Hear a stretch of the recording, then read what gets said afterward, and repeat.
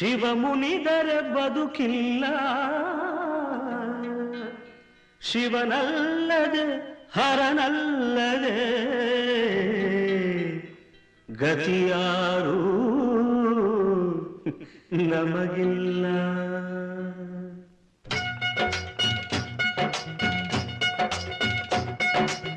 ಜಟೆಯಲ್ಲೇ ಕಟ್ಟಿದ ನದಿಯ, ತಲೆಯಲ್ಲಿ ಮುಡಿದ ಶಶಿಯ, ಜಟೆಯಲ್ಲೇ ಕಟ್ಟಿದ ನದಿಯ, ತಲೆಯಲ್ಲಿ ಮುಡಿದ ಶಶಿಯ, ಕಣ್ಣೊಳಗೆ ಉರಿವ ಬೆಂಕಿಯ ಮುಚ್ಚಿಟ್ಟುಕೊಂಡು ನಗುವ ನಮ್ಮ ಶಿವನ ಕಂಡೆಯ.